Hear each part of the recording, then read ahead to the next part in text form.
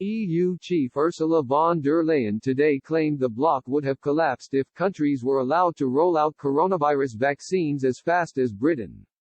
The European Commission president said the sluggish distribution of COVID jabs was necessary to preserve unity across the 27-nation project.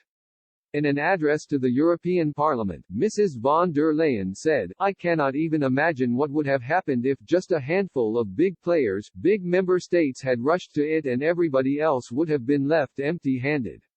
What would that have meant for our internal market and for the unity of Europe? It would have been, I think, the end of our community." The Brussels chief, who has taken personal charge of the EU's vaccine scheme, is facing calls to quit from MEPs over the shambles. While the bloc lags behind Britain, Mrs. von der Leyen said she had made the right decision not to follow Britain to fast-track authorization for the use of vaccines across the bloc. She said, "We have made a choice to not take any shortcuts when it comes to safety or efficacy. We fully defend that choice. There is no compromise possible when it is a matter of injecting a biologically active substance into an individual who is in good health." Her defense came after figures showed Britain had jabbed more people than the entire EU put together. A total 12.65 Britons have had their first dose of a coronavirus vaccine, compared to just 12.18 million across the 27-nation bloc. The NHS is vaccinating people at almost 5 times the rate of Europe, with almost a fifth of people having at least one jab. Italian MEP Marco Zenni warned the bloc's economy would be left in ruin unless vaccinations are dished out quicker. He fumed, "We've lost time, a lot of lost ground as well. Those who are vaccinated first will emerge first from the economic crisis. Our competitors outside of the EU, India, China, the UK, are moving forward much more quickly on this particular front." And French MEP Manon Aubry demanded a formal investigation into how the Commission has handled the EU's joint procurement of COVID vaccines.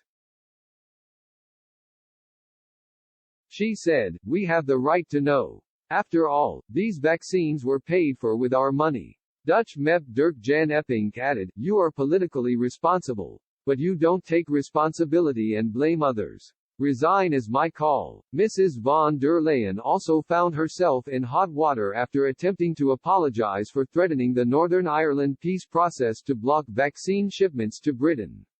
She conceded she had made a mistake by planning to impose a hard border in Ireland.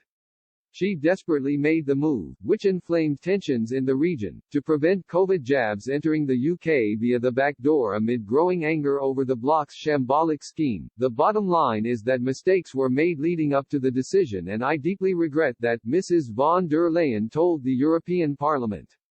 "In the end, we got it right, and I can reassure you that my Commission will do its utmost to protect the peace on Northern Ireland, just as it has done through the entire Brexit process."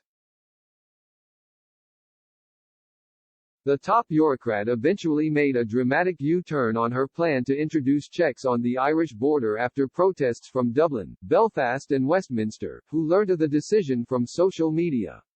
Furious Irish MEPs called on Mrs. von der Leyen for guarantees that the EU will never again seek to trigger Article 16 of the Brexit deal's Northern Ireland Protocol to prevent a hard border.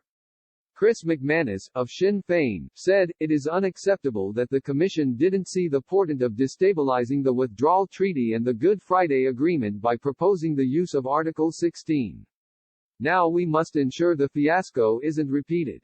Part of that is picking up the phone to Dublin." Green Party MEP Grace O'Sullivan added, "President, you did not get it right. What concrete steps will you put in place to assure the people of Ireland, North and South, that the delicate situation on the island of Ireland is never threatened again?"